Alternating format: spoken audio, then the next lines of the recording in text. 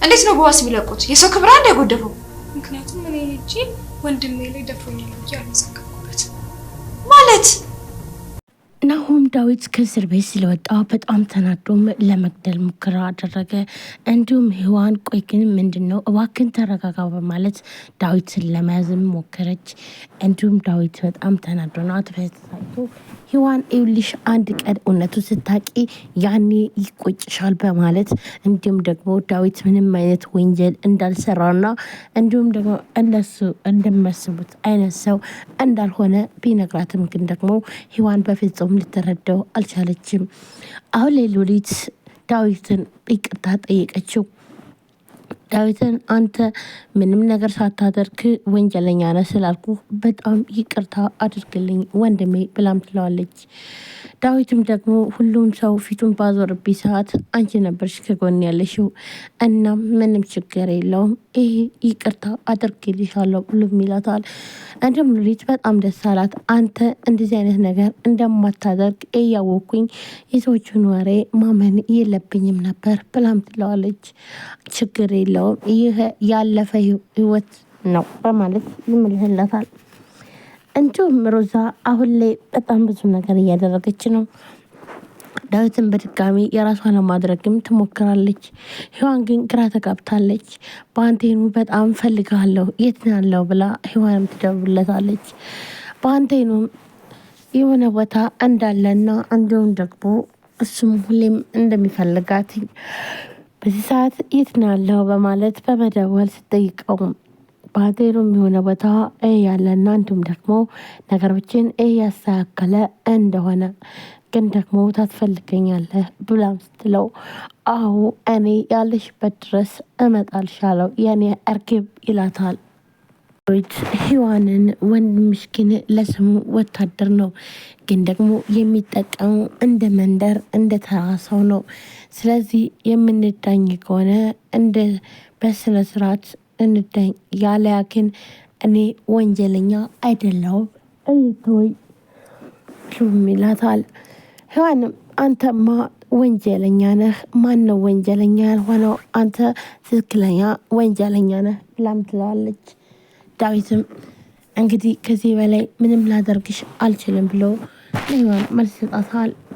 ወንድምሽ ትክክለኛውን መንገድ አልመረጠም ማለት ነው ብሎም ይላታል። ቆይ ምንድን ነው ማለት አልገባኝም ብላ ሔዋንም ጠይቀዋለች።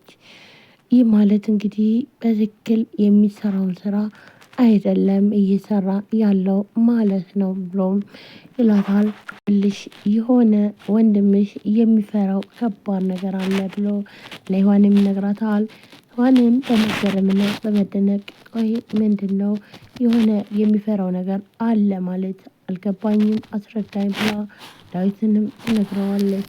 ናሆም እየደወለ ያለና እንዲሁም ደግሞ ህገወጥ እቃዎችን ለማስገባት እየተደራደረ እያለ ዳዊት ይመጣል።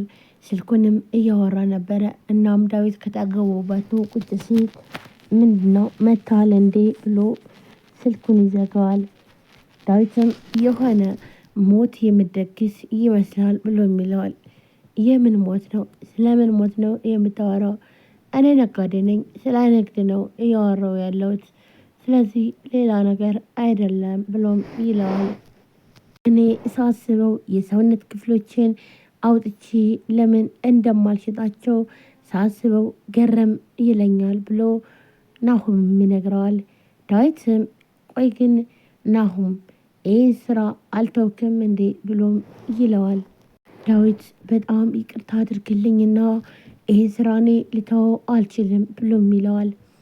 ይኸውልህ እኔ ወንጀል ውስጥና እንዲሁም ደግሞ የማይሆን ነገር ውስጥ ስትገባ ቆም ያለህም ምክንያቱም ደግሞ እኔ ወንድሜ ነህ፣ እንደ ሌላ ሰው ዝም ብዬ የማይህ ይመስላል ወይ? እናም ይህ ነገር አይጠቅምም፣ ይህን ስራ ማቆም አለብህ ብሎ ዳዊትም በጣም ይከራከረዋል። እንዲሁም ናሆም በፍጹም ይህን ስራ አላቆምም፣ ይህ ስራ ለእኔ በጣም አስፈላጊ ነው ብሎም ይለዋል። እና ምንም ቢሆን ግን ይህኛው ስራ ግን ማቆም አለብህ ብሎ ዳዊትም በቁጣ ይነግረዋል። ግን ዳዊት ለምንድን ነው እንደዚህ የምታካብደው ብሎም ይለዋል። ለምንድን ነው የማላካብደው? ቆይ ግን አንተ እኮ ይህን ነገር እኮ በአንተ ምክንያት በጣም ብዙ ንጹሐኖች እየተጎዱና እንዲሁም ደግሞ የሚሆን ነገር እየገቡ ነው። ስለዚህ ይህን ነገር መተው አለብህ ብሎ ዳዊትም ኮስተር ብሎ ለናሁም ይነግረዋል። ናሁም ደግሞ በዚህ ጉዳይ አልደራደርምና የፈለገ ሰው የፈለገውን ይሆን ይህን ስራ ግን አላቆምም በማለት ይመልስለታል። ይኸውልህ ይህንን ለትንሽ ገንዘብን ብለህ የምትሰራውን ስራ ካላቆምኩ ሁሉንም ነገር እናገራለሁ ብሎ ይለዋል። እናም ይህን በሚነግረው ሰዓት ነበረ ለሔዋን ሁሉንም ነገር የነገራት። እናም ለሔዋን ይህንን ከሱ ጎን ቁመሽ እንደዚህ ከምታረጊ ግን እውነቱን ስታቂ ያኔ ይቆጭሻል። ምን አይነት ሰው እንደሆነ ወንድምሽ በምን አይነት መንገድም በምን አይነት ነገርም እንደተጣላን ካወቅሽ በጣም ከባድ ነው የሚሆን ብሎ ዳዊት ስም ለሔዋን ይነግራታል። ሔዋንም ጸጥ ብላ ማዳመጥ ነበረ። ቆይ ምን እየተካሄደ ነው? ምንድን ነው ማድረግ የሚችለው? በማለት በመጨናነቅ ቀስ ብላም እያየች ነበረ። ፍጹም የማየና የምሰማው ነገር ልክ እንዳልሆነ እየሆነ አይመስለኝም ብላ ሔዋንም ትከራከራለች። ያልሽ እኔ እውነቱን እንድታምኝ ነው የምፈልገው ብሎም ይላታል። ሔዋንም አንተን ነው ብላ ስትለውም እኔን ሳይሆን እውነቱን ነው የምታምኘው ብሎም ይላታል። ሔዋን ግራ ተጋብታለች። ወንድሟን ወይስ ዳዊትን ብቻ ግራ በመጋባት ማየት ቀጥላለች። ከዳዊት ጋርም ዳዊትም እውነቱን በምታውቂ ሰዓት በዛን ሰዓት ያኔ ይቆጭሻል በማለት ነበረ የመለሰላትኝ።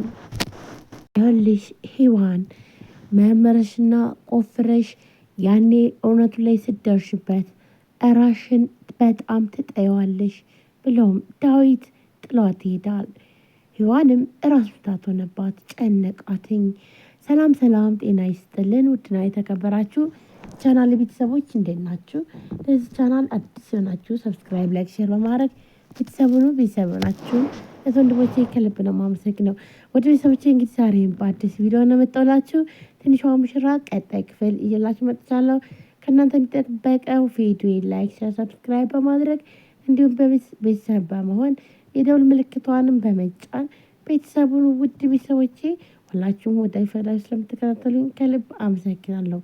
በዛሬው ዕለት ዳዊትና እንዲሁም ደግሞ የሔዋን ወንድም ተኩስ ላይ ገጥመዋል። ምክንያቱም ደግሞ ናሁም የሔዋን ወንድም ዳዊት ላይ ተኩሶበታል። እንዲሁም ሔዋን ግራ ተጋብታ ቆይ እውነት የት ነች ያለችው በማለት ራሷን ጠይቃለች። ዳዊትም ያኔ እውነቱን ያወቅሽ ቀን በጣም ታፍሪያለች ብሏት ይሄዳል። እንዲሁም ደግሞ ሉሊት ዳዊትን እግሩ ስር ወድቃ ይቅርታ ጠይቀችው። ወንድሜ አንተ እንደዚህ ማድረግ እንዳሌለብህና እንደማታደርግ እያወቅኩኝ ወንጅዬሃለሁ። ስለዚህ በጣም ይቅርታ አድርግልኝ ብላም ሰቅሰቅ ብላ አልቅሳ ይቅርታ ጠይቀች።